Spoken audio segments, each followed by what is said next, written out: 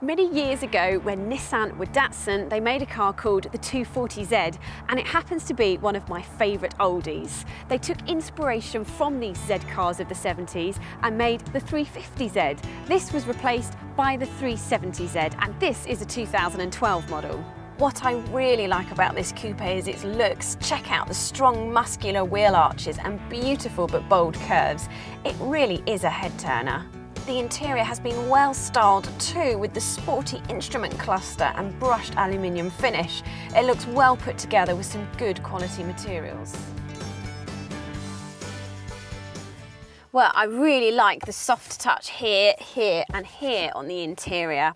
And for a sports car, storage is not bad either, because we've got one there. It also passes the car by a big bottle test. We've got a cup holder there, more storage there, and a cup holder in the door bin as well. In fact, it is very driver orientated, because when you move the steering wheel, you also move the dials as well, so you can always see them. And the seat controls are in an old-fashioned place, but actually I quite like that because they're easy to get to. And then in terms of spec, you get Xenons, Bluetooth, climate control, and push-button start as standard.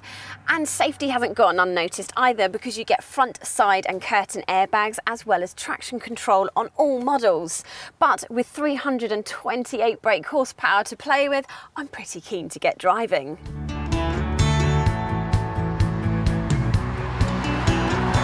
And the 3.7 litre V6 engine, with a wonderful tone, I hasten to add, that these come from, powers the rear wheels, which is always my preferred choice. And powerful this thing is, it really goes.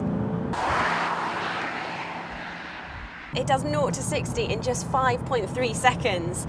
And I really like the steering because it's heavy enough to get a decent feel from it, and you can accurately direct it through the corners.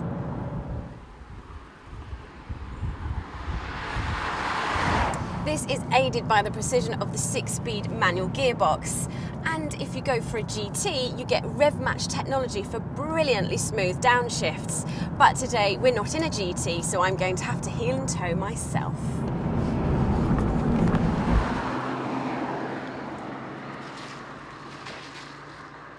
You can also opt for an automatic if that is your preferred choice. I really have to tell you, this car is so much fun to drive, and thanks to its sport suspension, it's fairly composed around the corners as well. However, that won't suit everybody's tastes. You won't be very popular with your passenger, for example, if they're trying to sip a hot drink.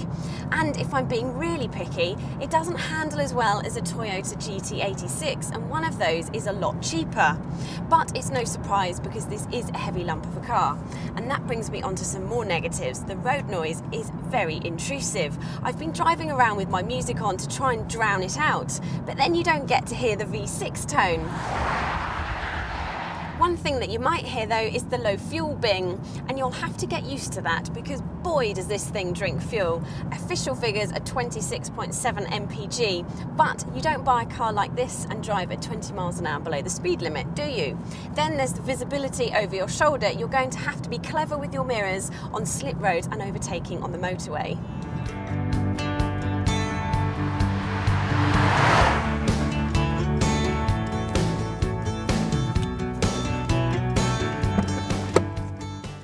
Another problem I have is cars that have no reach adjustment on the steering wheel. That's really irritating.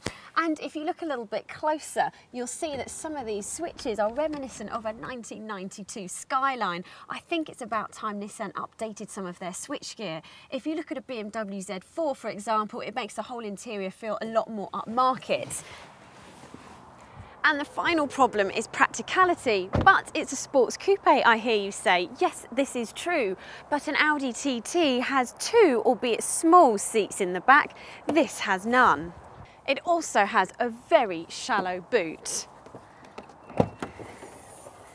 And if it wasn't for this flexible parcel shelf, you wouldn't even fit one suitcase in. That's it, that's the boot full, which means you'll have to holiday by yourself.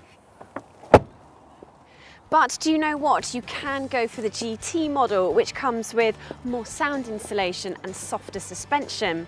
And the rest, well, it's forgiven. I love this car. It's fast, it's good looking, it's going to be bought by people who enjoy driving and love their cars. And frankly, with performance figures like this one, for the money, I can accept its imperfections. It's all part of its aggressive charm. And this is the part where I would normally walk off and leave the car behind, but I'm not going to do that this time. I did say I love it.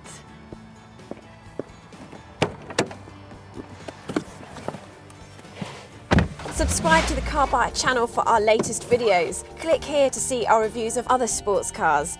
And don't forget to rate, share, favourite and comment on this video.